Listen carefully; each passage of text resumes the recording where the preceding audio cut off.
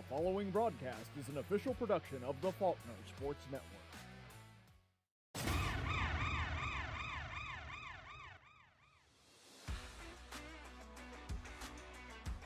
We haven't seen a charge shot, but that's very Oh, cool. and bomb into screw attack. Nice. Good kill. And a back air. Wow.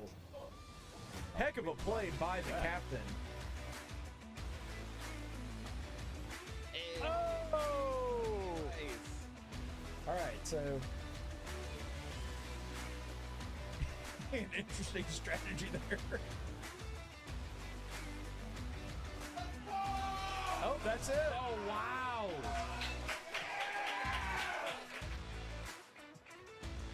Oh, well, that's one way to get a kill. So far, so good. Uh-oh, good spot dodge. Nice. Lovely. Both characters are actually fairly susceptible to juggling. Dark Pit because he's so... Oh, that's one for the highlight reel. DK. How you like a big monkey foot in your face? Good neutral air there. Tries to... Oh, and back air for the win. Oh, and get a command grab. There we go. Nice. The stage spike. Oh, good night.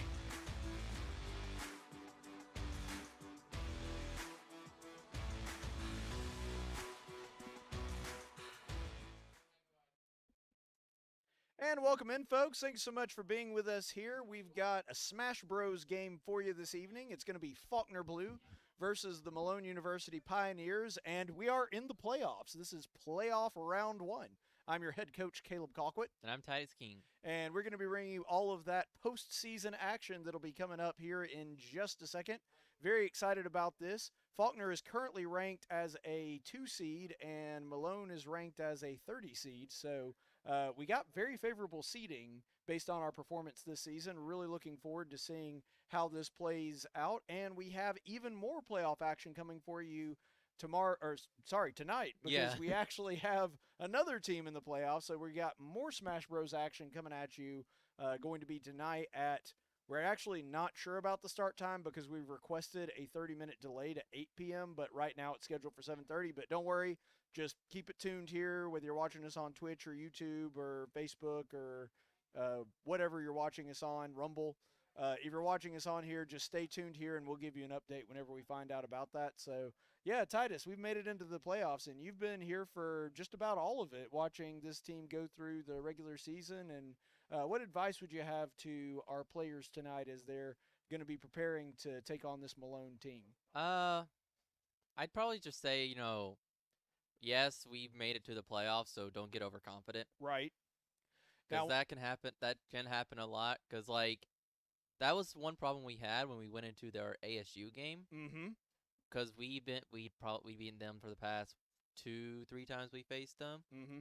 And so we thought, oh, it's just going to be the same team again. We expected the same players, same characters. Right. It to go just as smoothly, and we just lost hard. Yeah, and so that is important. You don't want to get overconfident because, yes, we're a big seed, but and don't say the name of the tournament because it's copyrighted. But there's a certain other college tournament going on right now, and it is funny that all 4 1 seeds wound up as the Final Four, which is only the second time in tournament history that's happened. But that's not how it always goes, because like I said, it's only the second time in tournament history that's happened. Upsets are part of a bracket, part of the playoffs, and so it is very possible. This is not a guaranteed thing. Now, to clarify to the audience, you may remember that we've actually played Malone before this season. This is a different team. We played Malone Red earlier in the season. This is Malone Blue. So just like Faulkner has a white team and a blue team, there are other colleges that have multiple teams for the same game. So we are actually not going to be playing the same Malone team we played earlier in the season. This is essentially their B team. Like last semester when we played 20 LSU teams. Yeah, LSU has a lot of teams. Lot of Smash Bros going on in the swamp over there. Of course, we have our own swamp. Yeah. But yeah, so we're going to be getting underway here in just a second. Let me go ahead and get a quick update on that. Yeah, it does look like they have checked in. So the match is going to be getting underway soon. So why don't we go ahead and meet our players? ruling the roost with King DDD, What's the up, captain, Kaizen, Josh, Chalchi, maining King K. Rool, ShyGuyGame, Dale Johnson, playing as Violet, ImBlu, Seth McGaughy,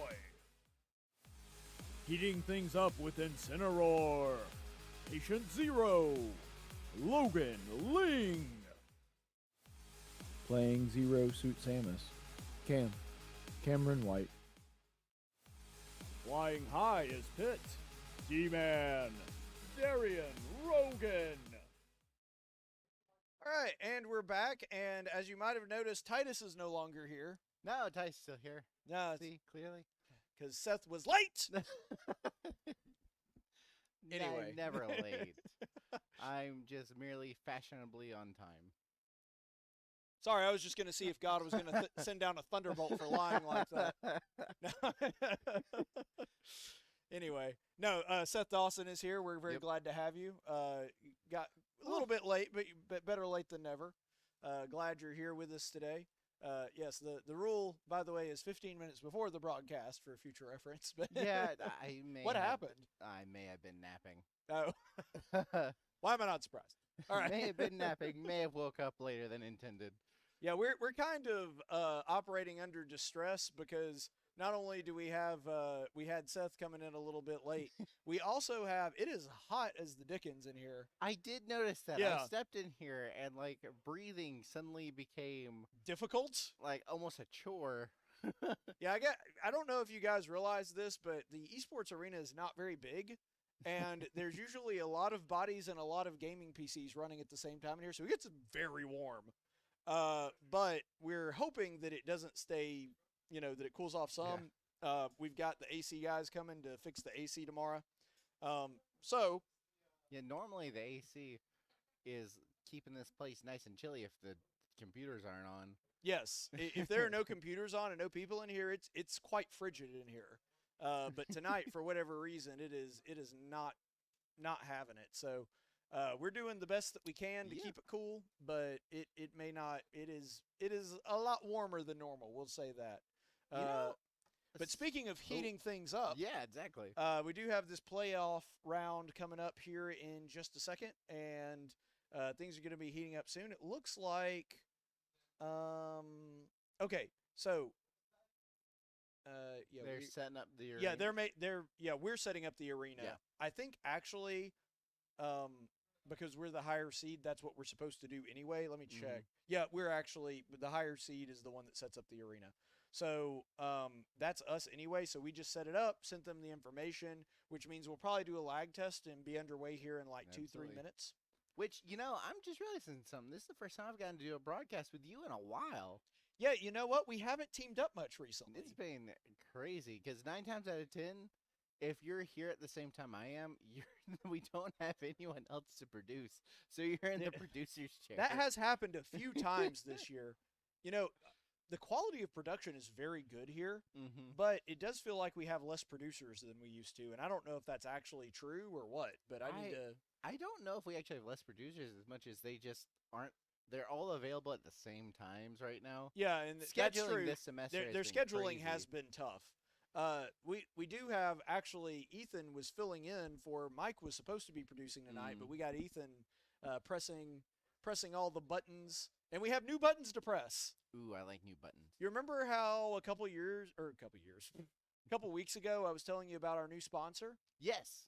Yeah, well, I tell you what, especially since they did this for us for free, I'm going to go ahead and give them a free plug before next season when their ad campaign actually starts. El Gato, and that does not mean the cat, as you might think from Spanish. No, El Gato, it's a branch of Corsair. It's their company. They're the ones who do Stream Deck. They sent us a Stream Deck for free since they're our new sponsor. So we got a Stream Deck over there, which is very convenient. A lot of the things that used to take going through a menu to do, we can now do with one button. So that is incredibly convenient. Yeah, so if you're like a community streamer especially, but even if you're like a competitive streamer and you want an easy way to get either like OBS or XSplit or whatever broadcast software you're using, we're using TriCaster, but most people don't have that. if you want to get a Stream Deck to control it, it's super easy to set up. I set mine up in like maybe 30 minutes at the absolute most. And it's just a much easier way to run a broadcast, especially if you're running one by yourself. Now, we have the advantage of having producer Ethan over there. Exactly. But if you're running your own stream, and I've done that quite a bit myself in my own time, it is much, much easier to have a Stream Deck where you can just press an actual physical button instead of having to go through menus live on the air. It's a lot less fun.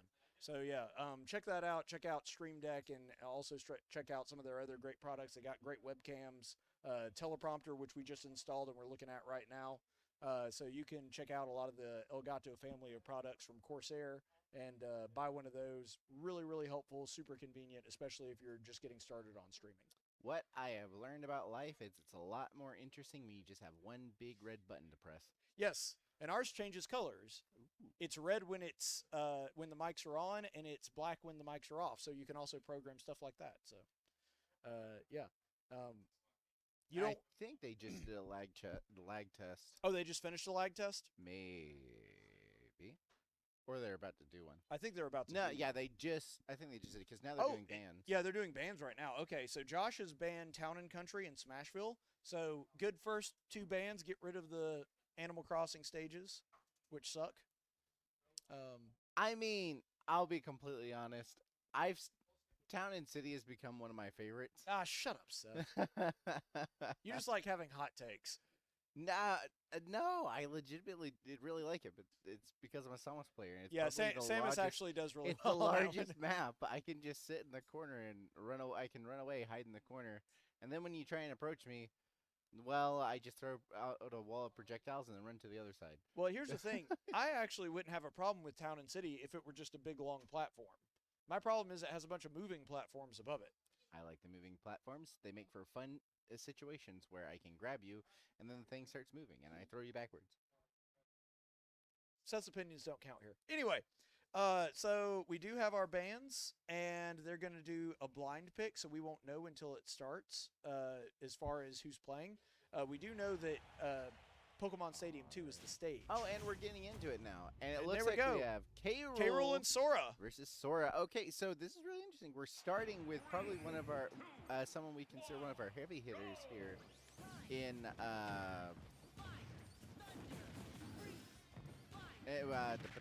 Okay, so forgot he's what it is. spamming B. Interesting. I mean, It's not yeah. a terrible strategy as a Sora. I mean, I do sub-Sora, so it does work. I mean, K-Rool's having trouble. I've forgotten his screen name. What's his? Dale? Dale, yeah. Well, Dale's not his screen name, but Oh, yeah, it's just... it's ShyGuyGame. Okay, yeah, I forgot he just has a tendency to use his actual name. But, anyhow. This reminds me of the Will days, the way that he uses Sonic Blade. Yeah. Although he's really good at... his spacing is really good. Like Yeah. that, he inched forward at the just right amount. It does kind of look like he's just throwing out big moves. But, which he kind of is. But he's doing it with really good spacing. Yes. Which And the just thing kinda is- shows how important spacing is in this game. Well, it's even more important for this matchup particularly Mhm. because the way that Sora wins this matchup is that he spaces K-Rool out. Yeah. And there you go. We see Dale take the first stock, so now it's 11-11. He has tied it back up. And it does seem like he's getting a little bit better at doing that. But, ooh, we see the counter coming out.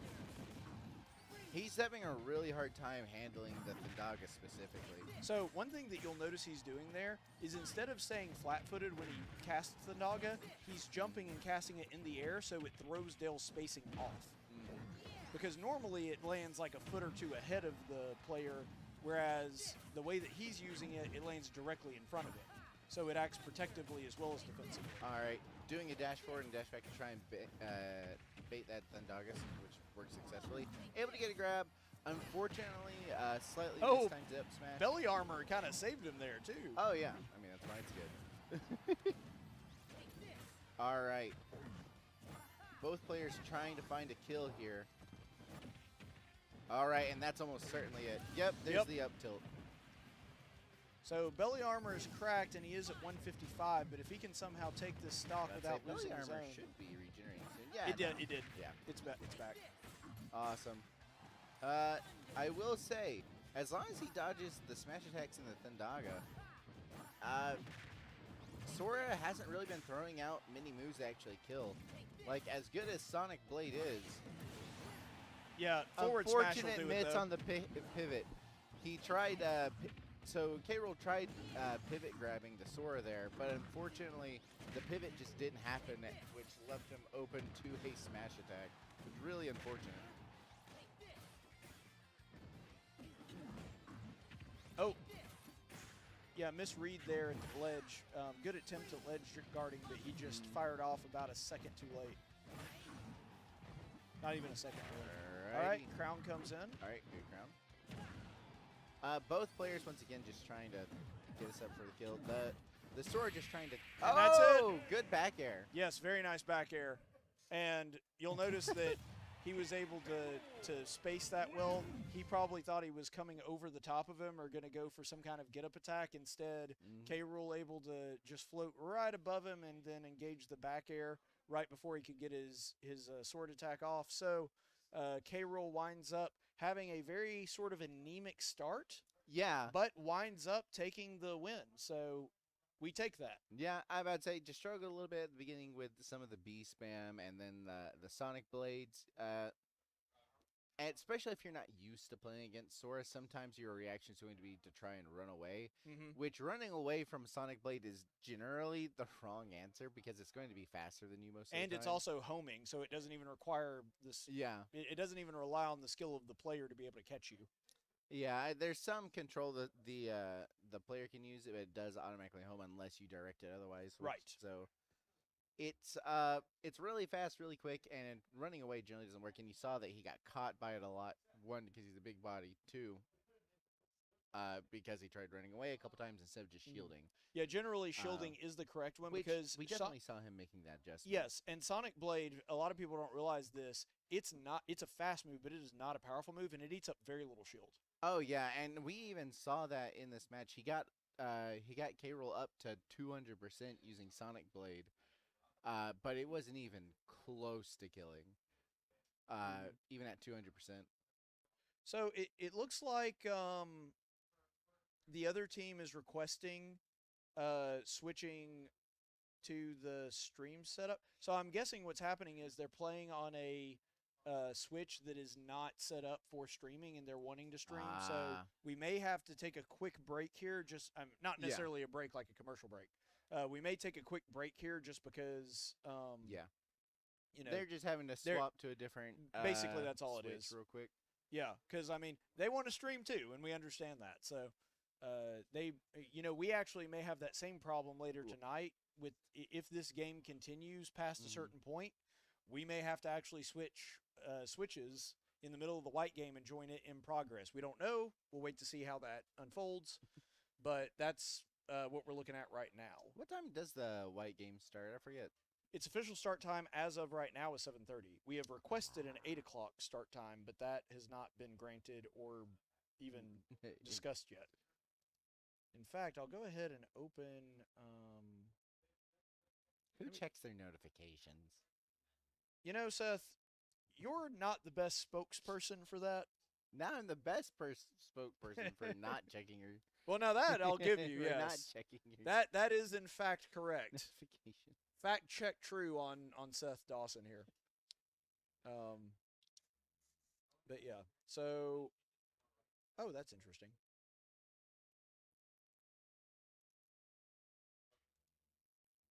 Okay, so it looks like we still have no word yet on that one. Yeah, okay. The Seattle game is still set for 7:30. Cool. Okay. So unfortunately, we do not currently know if that one's going to be changed or not.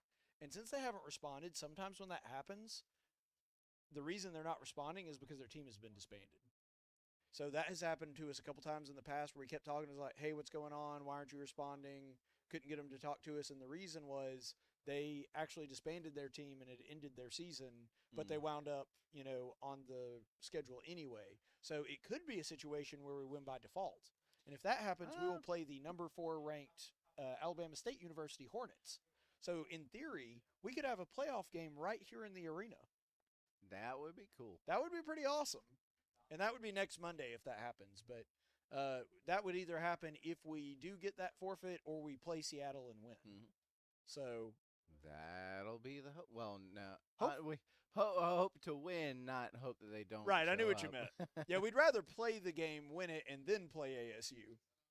But, you know, if Seattle has disbanded their team, then we'll basically just accept the forfeit and call it a night.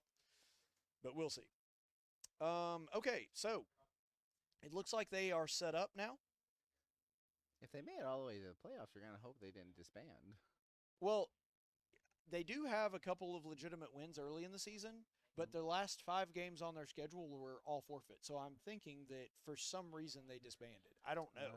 I don't know that for sure. And hopefully that's not the case. We'd love to see a game tonight, but, you know, We will see. we will find out. Okay, so it looks like they did get the issue resolved over on Malone's side, Yep. and they've asked for the ID, and they've gotten in the arena. So we have banned Kalos, Final Destination, and Town and City. They have opted to play at Halabastion. Nice. Okay, so Halabastion? Halabastion. I've played many a game on Halabastion. I don't know why I turned Scottish for that. I don't know either. It's funny. Just went into my Gimli impersonation. Touch me. Cannot jump the distance you'll have to touch me. Don't tell the elf.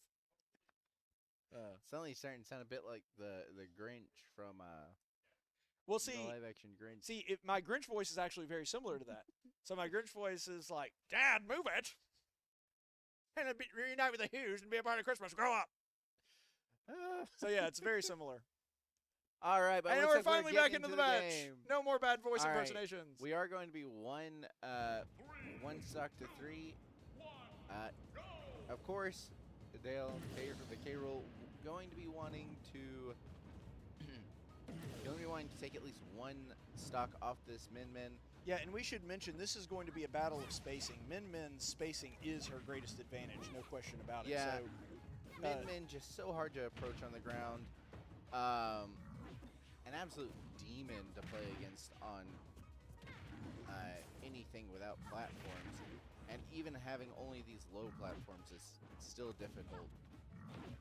yeah, so what Dell is going to try to do is just try to get as close as he can, be able to muscle in, because her defense is up closer by no means bad, but they're not near as good as they are far away. And when he's close, he can deal a lot more damage. K-Roll only has to hit you a few times to get a kill. Yeah, and if you notice, already at 101%, both sides at relatively equal percents here, but just the barely missing the sweet spot on that up air. Yeah, the sweet spot probably would have been a kill at that damage. Oh, But and the back air. Or is that forward air? No, it's forward No, air, that's- yeah. Oh Forward yeah, air. that's right. Because back air is the We were the boxing thinking of Bowser. Yes. Whoops. Another scaly reptilian character. Okay, so I will say, okay, really good there. K-Roll using his armor and the hitbox from the crown to kind of power through both those hits there. Has to be really careful with that power ball coming out. I half expected him to go for a counter there, I'll be completely honest. I saw him think about it. how does counter work with Powerball? Does it send it back all the way, or does it have to be within a certain distance? It depends on the counter. I gotcha. And I honestly, Well, I meant with don't know. K-Rules specifically. Yeah, That's what I was asking. That's what I was saying. I honestly don't know. Because Powerball's not a projectile. So I don't know if her arm gets a hitbox during her animation where she's throwing it forward. If her arm has a... Oh, no. Oh, no. Oh, he's not dead. Woo! If her arm has a hurt box, then the counter should still hit. But I genuinely don't know if her arm has a hurt box. All right, looking to try and take at least one more stock here. K-Roll at full rage. Just about anything he throws out can kill here. He's an angry crocodile. So many setups, but it's just so hard to get in, yep. and there it is. That power ball just so strong. The Lias tap from it. Min just having essentially aerial smash attacks. Well, it's unfortunate because they covers went so much. fairly even for most of Yeah. the first stock, but Dell played an incredible second stock, just never was Yeah. quite able to get that kill. And that's just Min in a nutshell. Right. Getting in against Min is just a nightmare. It's, as someone who plays a range character, Like, it's hard enough to get in on most range characters, but Min Min's on a whole other level. Min Min is a ranged character without being ranged. Yeah, which is also weird. Most of It's- her attacks do not count as projectiles. Yeah, she doesn't have any projectiles. It's all. No, she does. Dragon missile. It's still not a projectile. It's not considered a projectile. Well, I thought the dragon head wasn't a projectile, but when it launched fire, that was. Nope. It's just Really? a hitbox. Huh. It's just a hitbox. Wild. It's crazy. Didn't know that. So I learned something in that. I found that out the hard way trying to reflect it. Oh, yeah, well, that would be the way to do that. But anyway, so that does mean that Faulkner is not going in with as big advantage as we could, but we're still a stock ahead. We're still one stock up. 2 to 3. It's a big mental. It's still a big mental win, I'd say. Oh, for sure. Because right now we're in the lead. We kind of have a little bit of pressure to keep that lead, but for the most part, we're in the lead. We're feeling good. Yeah, much more a lot of the comfortable. pressure is on Malone here, where they're going to be wanting to try and even this up. Yeah, so I'm thinking if you're at this point and you have, let's see who we have as our starting on the first round. We've got Josh, Dale, who we just saw, and then Blue and Dman. I'm thinking out of that, you probably go Dman. Wouldn't you? I could see that. I'm trying to think. Just because he's one of the only characters that has an option that's ranged out of the ones that we have that are longer than that. Well, I say that. Blue plays a lot of characters, so Yeah, I he was could about to pull say- one of his subs. Yeah, and I'm also trying to think of and it looks like that might be what happened. Oh, they're sitting in Blue on Zelda, a character with a lot of ranged options. The biggest thing is that on most stages, if you have a longer range than Min Min, it's not really going to matter all too much because the stage is essentially her range. And if your range is longer than the stage, it doesn't matter because you're going to have to be on the stage. Mm-hmm. Yeah, that's true.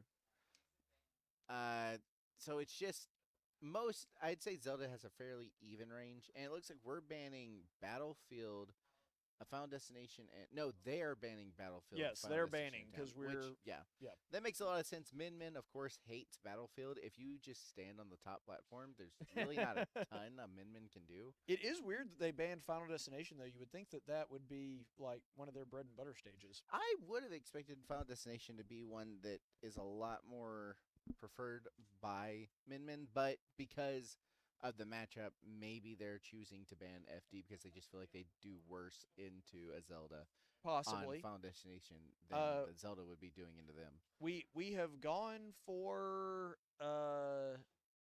Kalos. So Kalos is an interesting stage pick. Neither of these characters have wall jumps, as far as I'm aware.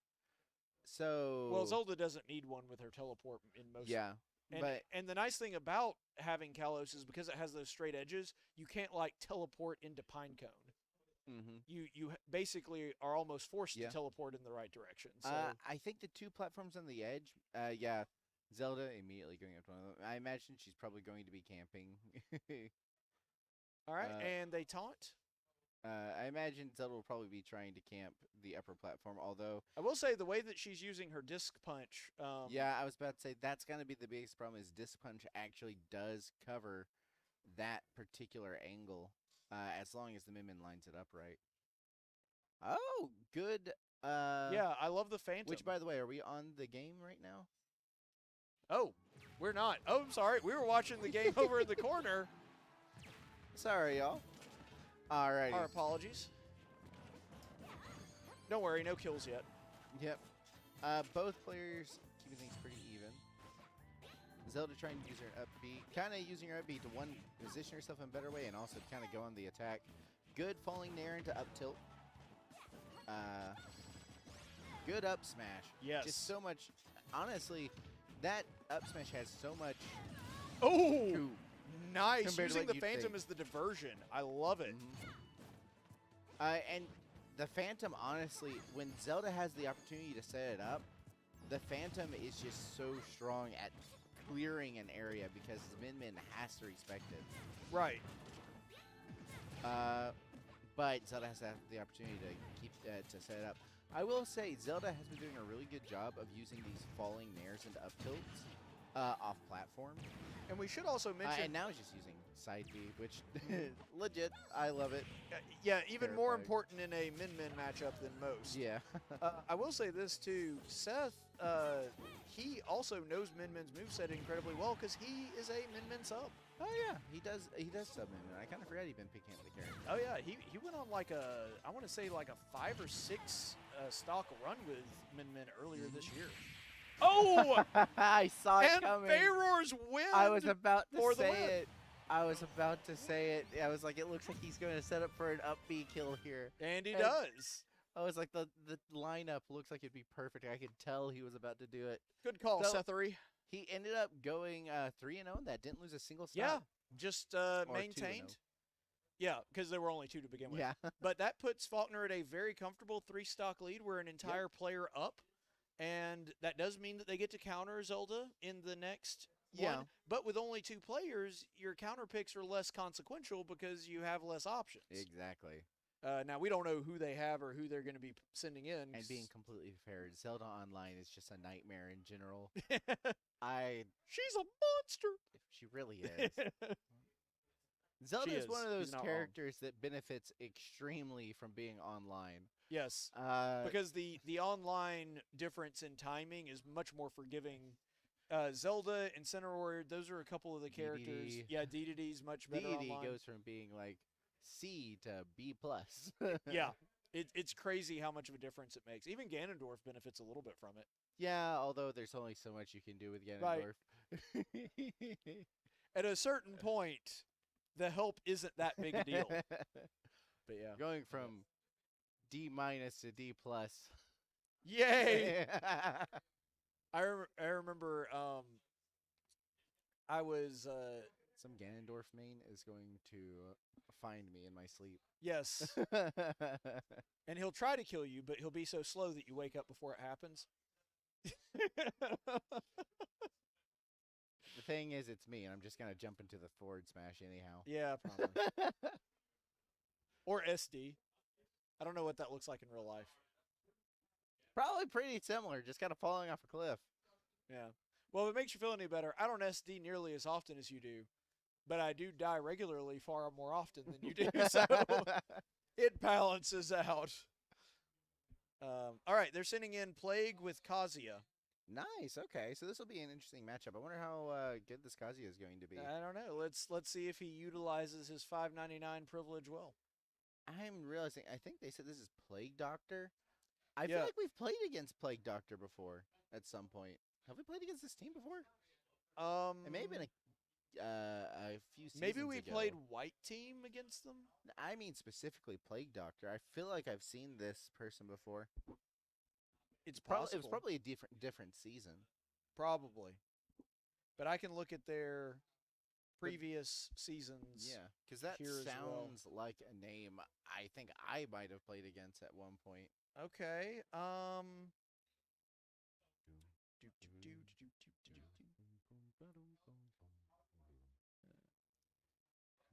Definitely not this season. Let's go to Crew Open Plus 2024. So that would have been last season. Not then. No. Let's go to Spring 2023.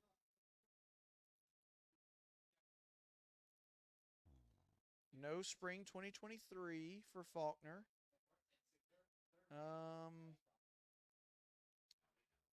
Fall 2024. That would be last season. Maybe I made it up in my head. It's possible. I just promise I recognize that name.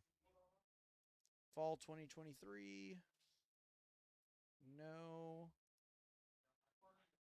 Fall 2022. No. Okay. Well, so y'all we've watch it never here. we've never played this Malone team. Okay, well, y'all are watching it live as I go crazy. That's right. But looks like we are going to get onto a game. That So should be Zelda versus Kazuya. that should be a selling point for us. Watch Seth's slow descent into madness. It's not too slow. Yeah, so now that you might be wondering why they didn't taunt, but since Seth lost no lives in the last one, they both have 3 stocks and there's no need to taunt. something I will say, Zelda does have to be careful with down B as Kazuya does have a reflector. That being said, Ooh. He is really good with that laser, but Zelda has incredible recovery there. Yep, really good recovery. Zelda has been doing a really good job of pressuring the Kazuya. Really good up smash catch. So now that's one thing about Kazuya's down air, which is really strong, but if you know how to position it to where you hit his body instead of his leg, it actually is very counterable. And you just saw that right there. That up smash just lasts so long. It does. But Zelda doing such a good job of pressuring with the down B that Kazuya just hasn't had an opportunity to really try and counter. Also, that was an incredible miss. I want to see the replay on that. I want to see how that missed. I mean, unfortunately missed the tech. Does lose a stock there for it, but just good old bread and butter falling nair into up tilt into up air. Yeah, see, this is the thing. Kazuya does need some time and space, which Kazuya, if he ever gets in on you, he can deny that to you. So Zelda's just going to try to keep him away as much as possible, and does a great job of it with Nehru's Love. This has been a fantastic ledge guard so far. Unfortunately, the Kazuya does recover high. I missed tech again. Unfortunate, very punishing, but luckily does not quite end it. Okay, got rid of that power up. And that's going to be Din's Fire for the KO. Yeah, really good Din Fire. And look at that perfect guard. The parry into nothing. Just the power move. Yeah, and what we've seen here is we didn't see this much against the Min Min, but Seth Zelda can juggle. Yeah, I mean, Min Min just kind of hard to deal with because. And that's going to be it.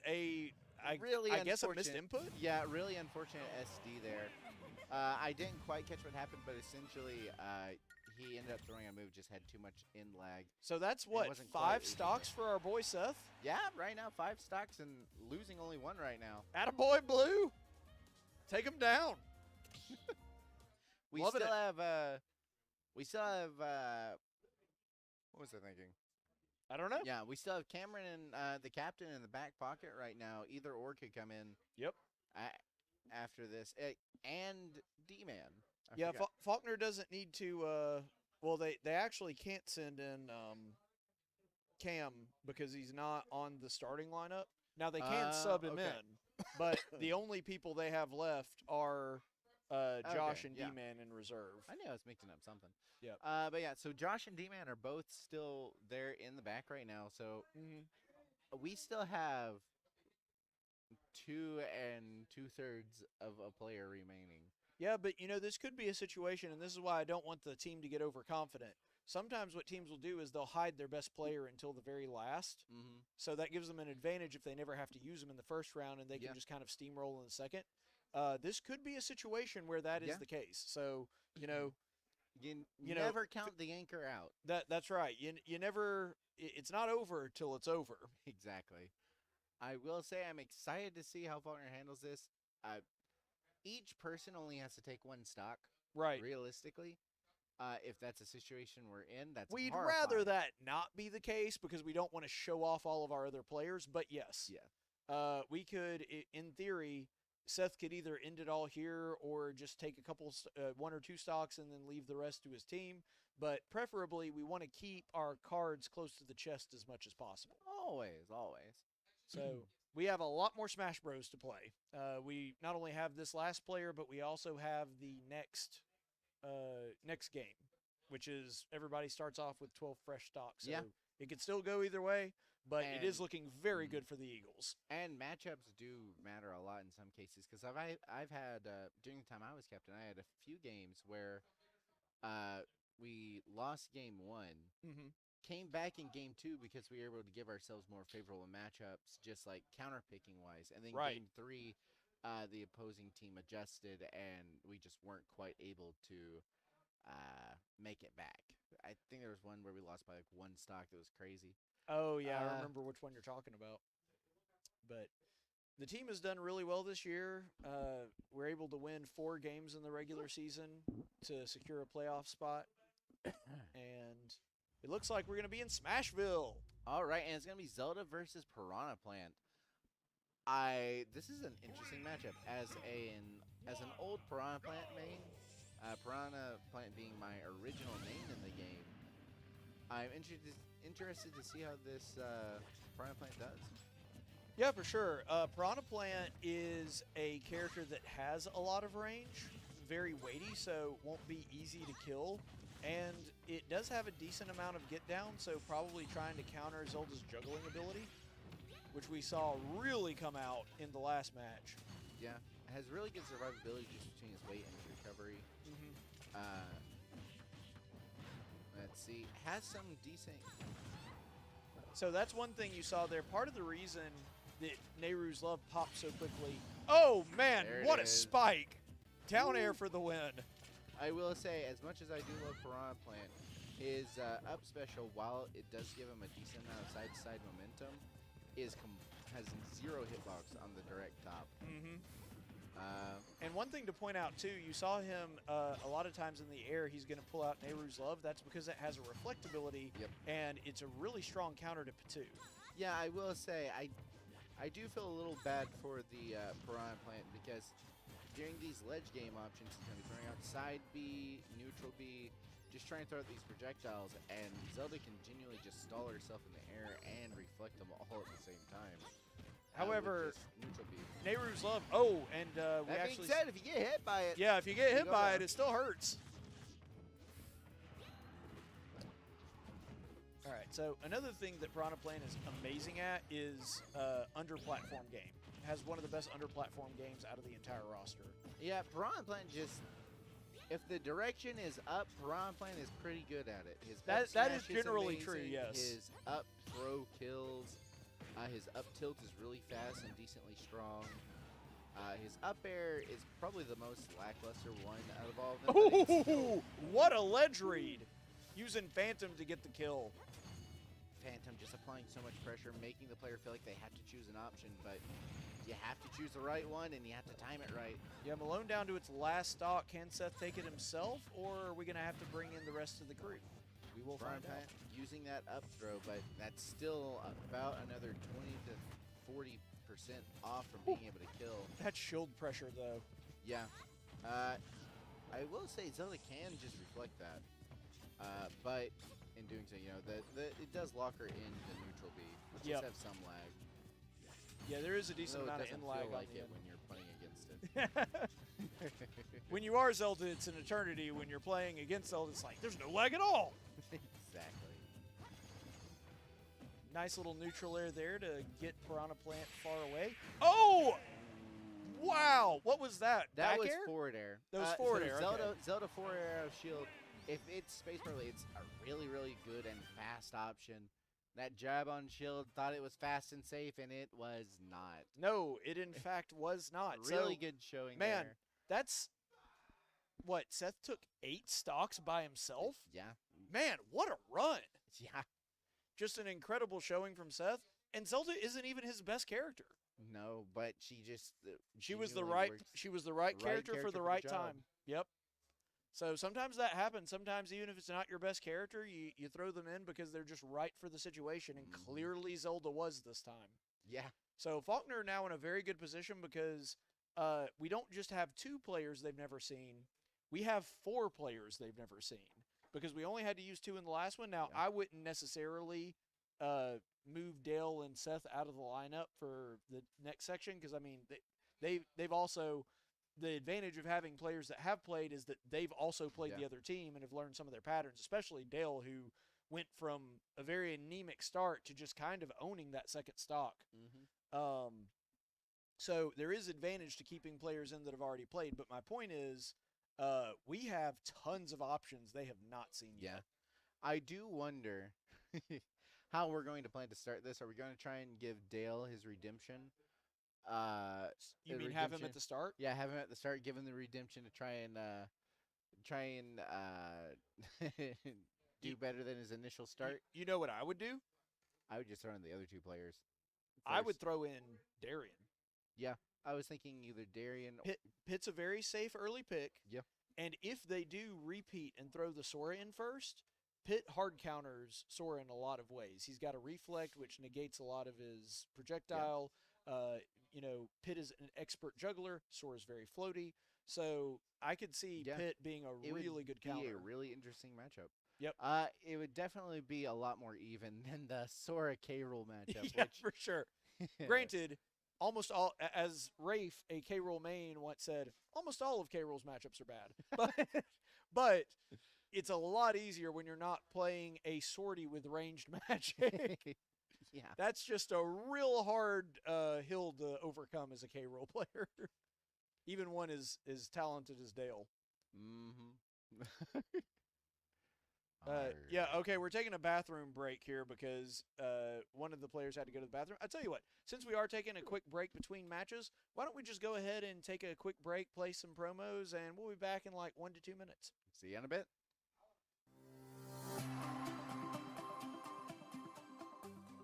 My Faulkner experience was one that I would advise anyone to take. I selected Faulkner because of, number one, because of the Christian values. The second part was the dedicated program that they had for what I wanted to do with my career, which was going to human resources.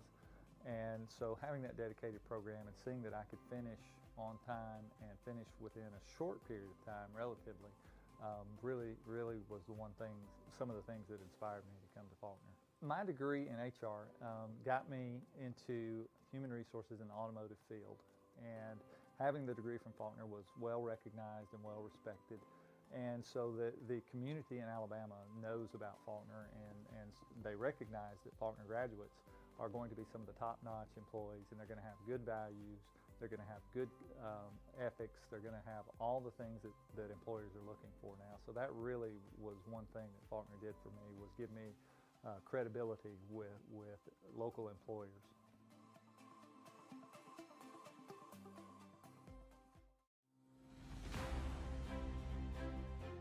In the River region and the Black Belt specifically, we are facing a critical shortage of healthcare professionals, especially nurses. Here at Faulkner, we hope to fill that gap by keeping our nurses close to home. My name is Shelley Vardaman, and I'm the Program Director for the School of Nursing at Faulkner. Faulkner's curriculum is designed to have you graduating in 4 years. We have a 4-semester upper division, which is somewhat unique to this area. Many programs around here have you graduating with a 5-semester clinical sequence, but this one is truly designed to have you graduating in 4 years. You can speed that up with dual enrollment or completing your general education courses earlier. So it is actually possible to graduate in less than 4 years. At Faulkner, we want to prepare our students not only with a Christian worldview, but also to be compassionate caregivers. We have state-of-the-art facilities here at the College of Health Sciences. In addition to this beautiful sim lab where I'm sitting now, we have our own library at the College of Health Sciences. We also have dedicated study rooms that individual students can go to. There's even your own dining area. If you're interested in becoming a Faulkner student, first step is to go to the Faulkner website and apply for admission to the university. Then if you're ready for upper division, go ahead and fill out that upper division application. The deadline is March 31st. You can find that at faulkner.edu/nursing. You can also find additional information about the School of Nursing there. Training tomorrow's teachers, ministers, and scientists, guiding future business leaders to positively impact our global economy, teaching healthcare professionals to improve patient outcomes, coaching athletes to give their best on and off the field, men and women learning how to succeed wherever their dreams take them. That's Faulkner University. With over 70 degree offerings, you'll find your calling with on-campus and online classes that fit your schedule in a Christian learning environment. Faulkner University. Discover more at faulkner.edu. My name is Mike Harridge, and I teach computer science at Faulkner. Computer science at Faulkner is dramatically changing right now. It's an exciting time to be here. We're adding new students, which is exciting for all of us, but we're also growing in the content in which we deliver. We're adding new courses, we're adding new curriculums. It's a time that things seem to be really exciting and things seem to be really changing rapidly inside of our field. Computer science will always be a rapidly evolving field. Everything from artificial intelligence to cybersecurity will always drive us to excellence.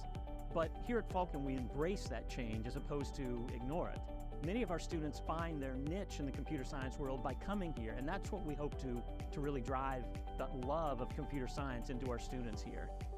I'm telling you, of any place you want to be to learn computer science, Faulkner is the place to be right now.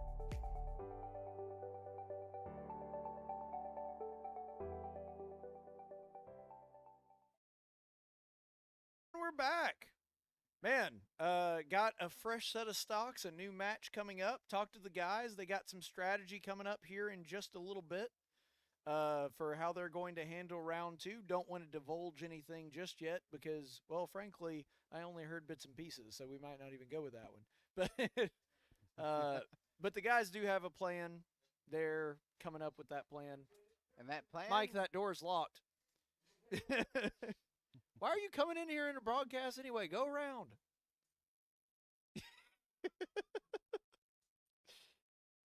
I'm picking on Mike. It's all Mike's fault. Blame Mike. It is. Hashtag blame Mike. No, the reason Mike was, we saw Mike like walk past our field of vision is because the Counter-Strike team, who also has a big playoff match at 7:30 on Thursday, which is going to be. That's nice. Oh, I don't have it on here.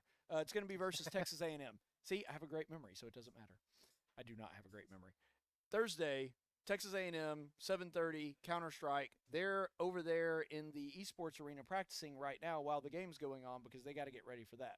So be sure to check that out. And also, we have an Overwatch playoff match on Wednesday, April the 2nd. That's at 9 p.m. versus the University of South Dakota, which we have never played before in any sport. So it'll be the first time. It'll be us versus the Coyotes. So, and then, of course, we have a white match coming up against Seattle. Or, sorry. Seattle is tonight. And then if Faulkner is able to be victorious here, and we don't want to count our chickens before they hatch, but if Faulkner is victorious in either the second or the third round, since we already have one under our belt, then that means we will play either Bowling Green State University, who we played earlier this season, or we will play Miami-Dade College, who we also played earlier this season, but I believe this is a different Miami-Dade team. Gotcha. So, yeah. Looks like we're about to begin into the match. Yes. We have banned, or they banned Smashville and Battlefield. Right. We picked Small Battlefield. So we're going to be starting in the swamp, but we're going to be playing in Incineroar. Yeah, one thing I have neglected to show is I do need to show the bracket at some point. See if I can get that on the stream here in a second. All right, both players doing the taunts. Good old down throw into anything. All right, good control there from the Sora, not doing the side B into a counter, but still kind of gets punished for it. Ooh! Yeah, he was at exactly the right angle for that to be punished with up air. They're sort of being special. incredibly careful about not spamming side B into revenge. Yep. And he does. That's why. As soon as, hey, you commentators cursed the other team, and it wound up in a KO. Wow, that looks nasty. Oh no. Yeah, the unfortunate part of having spammable projectiles against Incineroar is that Incineroar will happily use those projectiles to power himself up. That's and true. There's not a ton you can. Oh, no, and he actually missed up B. Yeah, he waited too long, and yeah. because the thing is, if Sora doesn't react within a certain amount of time when that ends, he goes into free fall. I think he thought he was close enough that he'd snapped a ledge and didn't. Yeah. So and it's just a misjudgment. Incineroar standing there just kind of scared him from using up B in general. Well, and he also didn't want to use his third side B because if he did, he's just going to power up revenge. Like right there. Whoo! Back throw might kill. Okay. No, not quite. It was close though. Yeah. Very close to the revenge. Oh, Incineroar is in trouble here. He does not have great recovery, but makes it back. Attaboy, Logan. And back and throw that's killed. it. Wow. Okay, wow. Just a master class right there. I will say, based on the, well, I definitely think that's generally a matchup that Incineroar suffers in. Oh, for sure. Just the nature of how that particular Sora was playing, with a lot of side B and neutral B spam, Incineroar is the perfect character to take advantage of that habit that player has. See, you're exactly right, Seth, because Sora actually should win that matchup, but here's why. Swordy Sora wins, and pretty handedly. Projectile Sora loses hard in that matchup. Yeah, when your projectiles just make the person you're playing against stronger, it hurts. Yes, very much so. Incineroar already hits like a tank even when he's not powered up. It looks like they're sitting in a Pikachu. Okay. Interesting. So we're getting a Pokemon battle here. Will they gentlemen to Pokemon Stadium 2? Probably not. Oh. I don't think either character really wants that stage. Why are you ruining my canon matchup, Seth? Let's see. If I were Pikachu, I'd probably want to try and get us. What kind of stage would I want? I'd probably want like. You play Pichu, so it'd be the same. I'd probably want like. This is just personal preference. I would prefer something like small battlefield or perhaps even town and city. Yeah, I was gonna say with Pikachu's being one of the quicker characters that relies on being able to dodge, you actually do want a larger stage, despite the fact that he's a very small character. Because Pikachu's strength is not getting hit, and that's harder to do the smaller the stage is. But Pikachu is a little larger, so you do play him slightly differently. That being said, the Pika Pancake is still ridiculous. Ridiculous. They have banned FD Kalos, or sorry, we've banned FD Kalos in town. Okay, that makes sense. Those were two of the stages I thought we might want to play on. Kalos was the third one I didn't think of, but makes sense. They're going to pick Pokemon Stadium 2. Dang it. You were right. Small battlefield. I tried to speak it into existence. It didn't work. Tried so hard and got so I didn't try real hard. There was a moderate level of effort that went into that. The water makes the heat way more bearable. It does. Yeah, I normally refrain from taking any drinks on camera when I can. I try to do those at the beginning or end of matches, but you might see me sneak one or two tonight because it is quite toasty.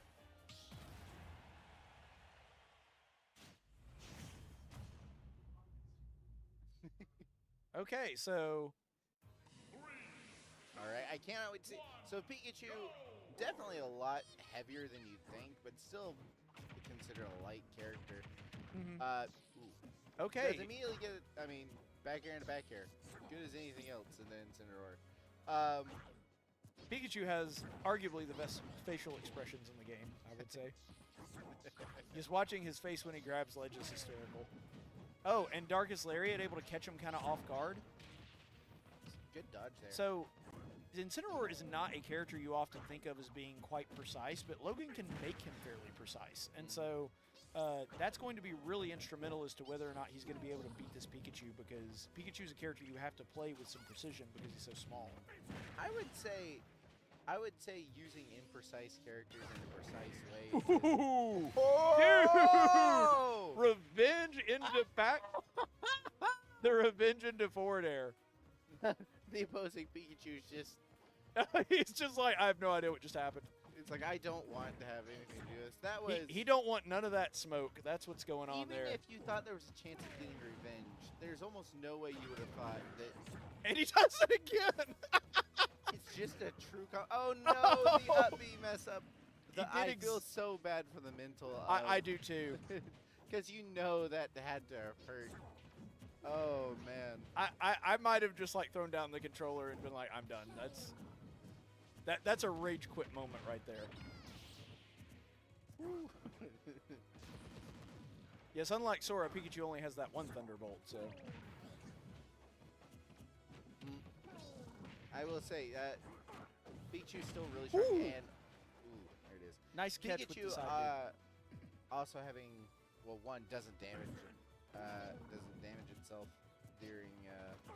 Yeah, this Pikachu playing super cautious, but that's going to cost him because Pikachu has to be quick and aggressive. That's the only way he wins this matchup. Yeah, and it's just he's trying, but just having such a hard time getting it. It feels like he's getting punished for everything. Yeah, like and he really is.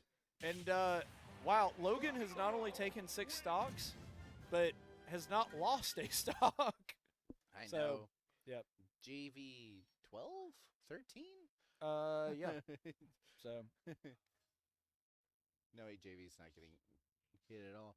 Seth hasn't lost No, one. so it's 6-12. So yeah, I mean, yeah, Logan just going on a tear right now. absolutely. Like, you couldn't ask for much more from Logan than that. Patient Zero really going off here. Is an absolutely crazy run.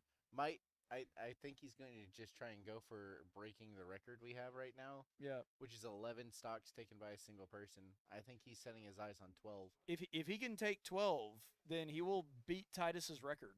Exactly. Which let's take a look inside the Skyloft real quick. I don't think Titus is here, but we haven't done that yet anyway, so we need to. Yeah. I think Titus is. Yeah. Look at all those people. Wow. But we do have the LED lights on, so that's good. Hey, we usually cool. don't. Josh walks in the frame and we immediately cut it off. You broke the camera, Josh. You broke the camera. That was great. Josh tries to get on camera and immediately gets shut down. Oh, that was magic. Now, to be fair, Ethan didn't do that intentionally, but it was really funny the way that it looked. Josh tries to walk into camera and wave hi. It's just like, no, denied. Love it. Whew. Man, it's warm in here. Yes, it is.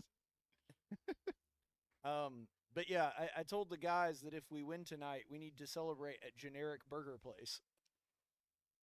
Sounds good to me. Yes. I'm there for it. And hopefully we'll be able to celebrate 2 wins. Yeah, because honestly. the Faulkner white team needs to win here as soon as we're done. So now, of course, blue team hasn't won yet. You know, we don't want to count our chickens before they hatch, but man, are they in a good position. Yeah, it's one of those moments of trying to not to get a big head. Right, you don't want to celebrate early, and keep in mind this is because we got very favorable seeding. This is by no means the toughest opponent we're going to have to face, because if we win here, there's a very good chance that the team that we play is Bowling Green State, who we barely won by 1 stock in a 3rd match. So, yeah, if we win here and we don't need to get ahead of ourselves, we have a very high mountain to climb in the 2nd round as well. So, like, let's not get ahead of ourselves. Alrighty. And now we have the Incineroar versus Kazuya. Both of these characters just want to get up close and personal in your face. Yep, this is going to be a very just power versus power matchup. Both of these characters can kill you at 60 or 60 in the 60 to 80. Yeah, it should be a short match just because of that, regardless of how it goes. Oh, hey, look. Very good. Or, well, oh, man. Kazuya has that scary rage right now. Ooh. Luckily, and so he did use the power, I forget the name of it. Okay, up B, kind of up B out of shield saving there. Really good use of revenge there. Yeah, the thing about Kazuya, though, is his, he didn't have his jump, so he up B, did not, but he didn't have a jump. Darkest Slayer, just such a good, quick option. It looks like it has invincibility at startup, and yeah. Logan uses revenge, taking advantage of the fact that the Kazuya was going to try and get off me move. So able to power also, by the up. way, the Kazuya already at 100% again. Yep. Oh, just such a good little read on the movement from the Kazuya. Yeah, like the Kazuya tried to roll and get away, and then Logan was just having none of that. Okay, and that's going to be the stock. Yep. So finally losing his first stock there. But that being said, the Kazuya is just lost his rage and is at kill percent to just about anything. Yeah, that's the thing about Kazuya. And though. There's the back throw.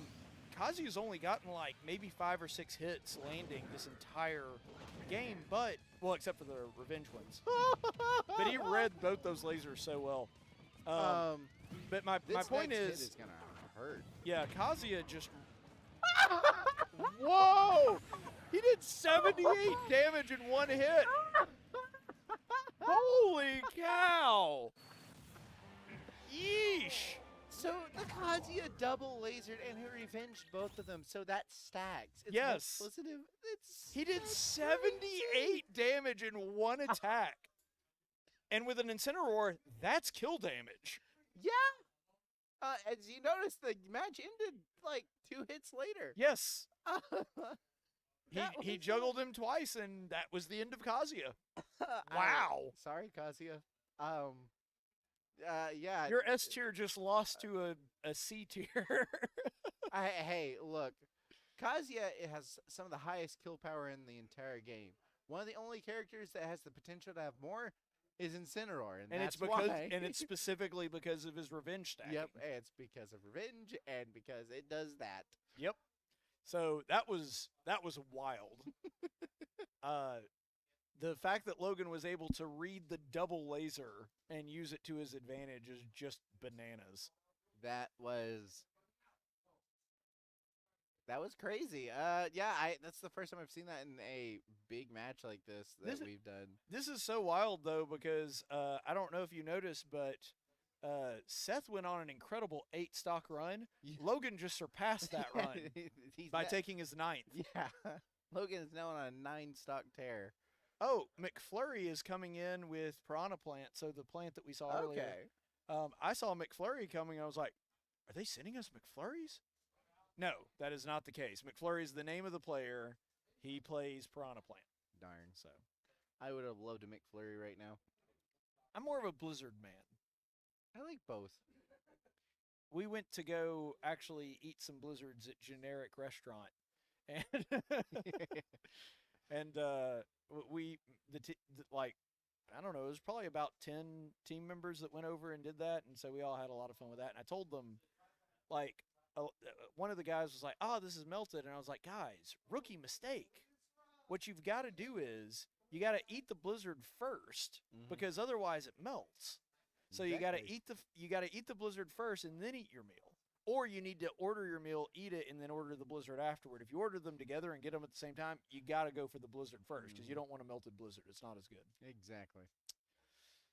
So we're giving culinary strategies here between matches because of how hard Logan is cooking.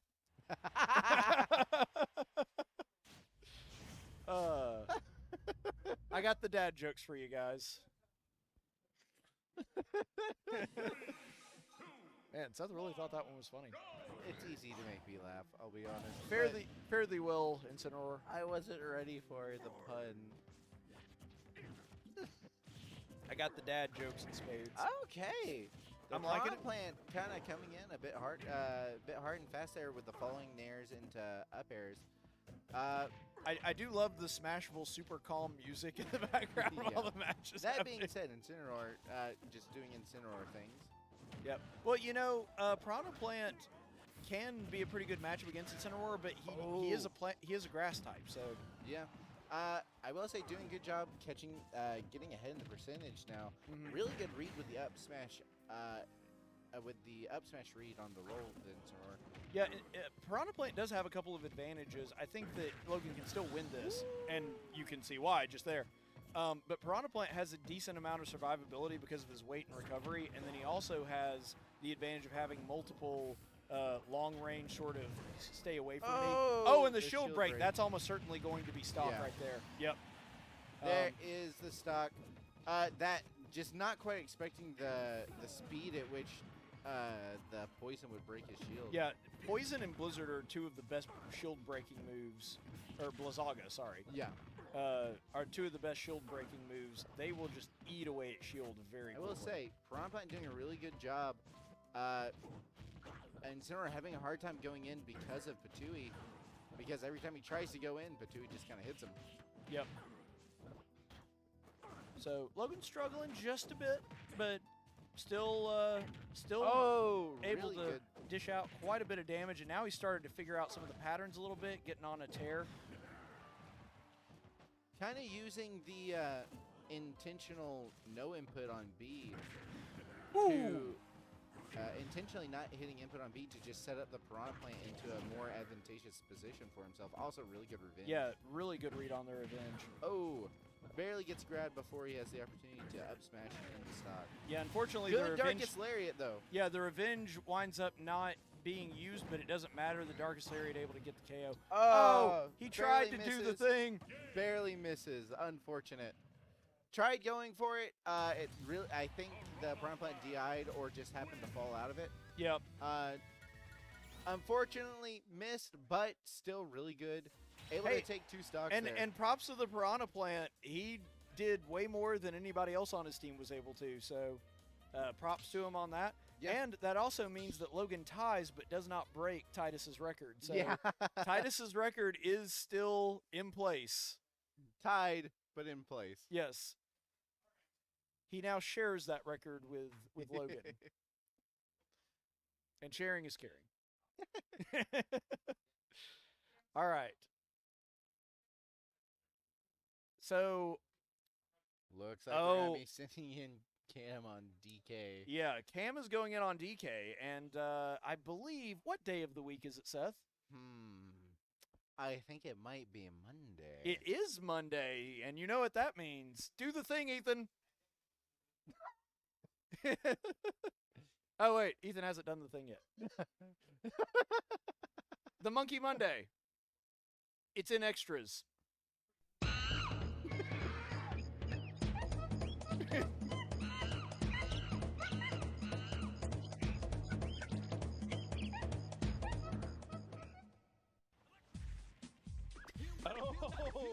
Punish that side B hard. All right, and we get off a little DK slap on him. And gets the fully charged DK punch off. Tap check. There it is. Using the DK spin. Dark Pit because he's so...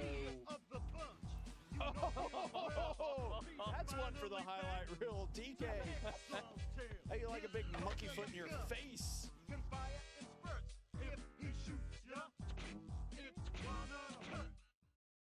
Okay, so it is Monkey Monday, and we're about to get underway here with the match between Piranha Plant, who has 1 stock, and a fresh Donkey Kong. And a fresh Donkey Kong with all 3 monkey stocks.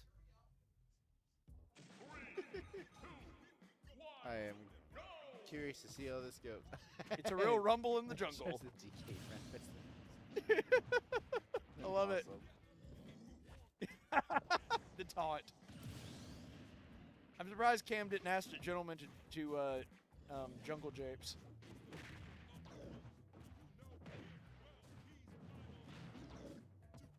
Oh, there we go. I was about to say, Nice DK aerial. just starting. Sorry, everyone went silent the moment DK started cooking. Yeah. Well, because there were like 4 things happening. We didn't know what to say. Yeah, I was about to say, DK just coming out hard and fast, just with the strings.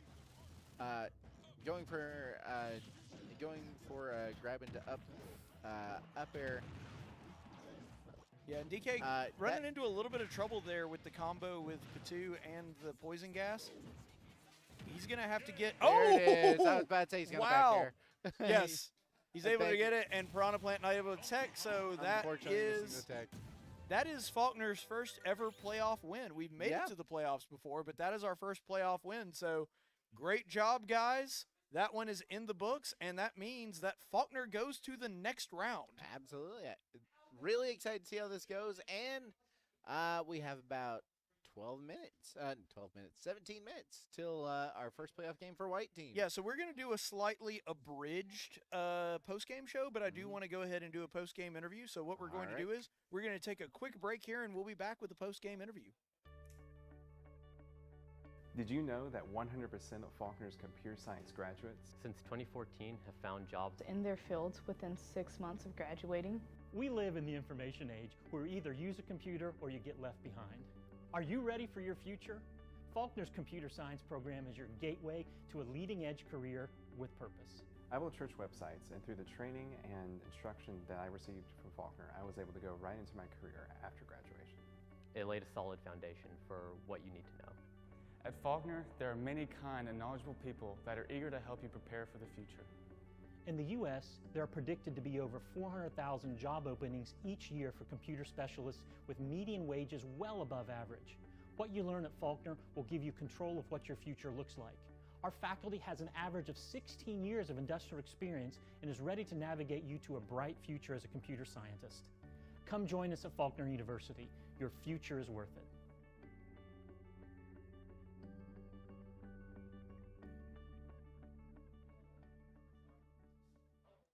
Welcome back, y'all. We are back here with the final results for our first, well, not our first playoff game, but our first playoff win. Faulkner able to take down Malone by a score of 2-0, and here we are with Patient Zero, Logan Ling, just coming off of that victory. How you doing, Logan? I'm doing well, especially after a result like that. Yeah, well, for sure. Yeah, it's got to feel pretty good getting your first playoff victory there and being such a big part of that victory for the team tonight. Yeah. For sure. So what I want to talk to you about a little bit is it seemed like the matchup that you struggled the most with was that Piranha Plant. But even with that one, it seemed like you were fairly in control the whole time. So I know Piranha Plant's a little bit tougher for Incineroar because he has decent survivability and he has a lot of range attacks. So what was your strategy going into that? What did you plan to do? Well, I think that's the issue is with after winning the first 3 matches so easily, I sort of got a bit complacent. Yeah, that can happen. And I kept running into attacks. I started to play more patient because just running and attacking worked the first 3 matches. I was starting to adapt to play patient, but it wasn't enough to totally secure the victory. But we still had a massive. You still took 11 stocks. I mean, yeah. Don't get me wrong. I'm not. Yes, I always want you, especially as your coach. I'm always wanting you to improve. Think about like what you did wrong, what mistakes you made, how you can do it better. But like, you did also take 11 stocks, so that was pretty cool. So, of those players, which one was the one that you felt gave you the most trouble? Was it the Piranha Plant, or did definitely? Oh, okay. So, what did you do to neutralize the Sora? Because you know, on paper, the Sora should win that matchup. He's a sortie. He's got a lot of range. And the Sora is just too aggressive in his attacks. Yep. And Incineroar does really well against people just mashing attacks on him. That's true, and that's one of the reasons that you typically do well when you are playing a little bit slower and just reacting to things. Right. Yep. All right, well, I hate that we have to cut the interview short because we are doing sort of an abridged series of that, but, you know, we do have another game coming up in, well, like 13 minutes, so we kind of have to have time to reset and everything.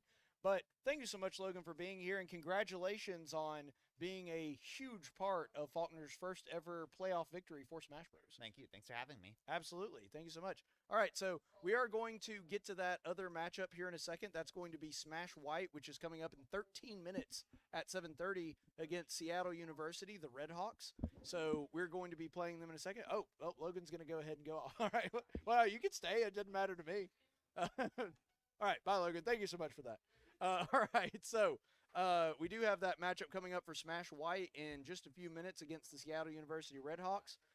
We will bring you that coverage as soon as we can. And then we also have another Smash Blue game. We do actually know who our opponent is going to be. It is going to be the 18th seed Miami-Dade College Super Smash Bros. Team, who we have played before. So that's going to be on Monday, April the 7th at 6 p.m. So it will be us versus Miami-Dade. Bowling Green has been eliminated. So just like I said, an upset there. So it's going to be Eagles versus Sharks for that one. We also have another broadcast, Overwatch 2, another playoff game. That's going to be Wednesday, April the 2nd at 9 p.m. Against the University of South Dakota Coyotes. And it's important to note that we also have another, since we do have another playoff game, Counter-Strike 2 versus the Texas A&M Aggies. That's going to be at 7:30 on Thursday. So that's what we got coming up. Be sure to stay tuned. A special thanks to everybody that's been helping out with this. A big thanks to Ethan Dixon, who's done a great job today, pressing all the right buttons and keeping us on the air and making us look good. And to my broadcast partners, Titus King and Seth Dawson, who took turns being the color commentating and doing a great job doing that as well. I'm your head coach, Caleb Colquitt, saying so long from Regitar USA High-Res Arena.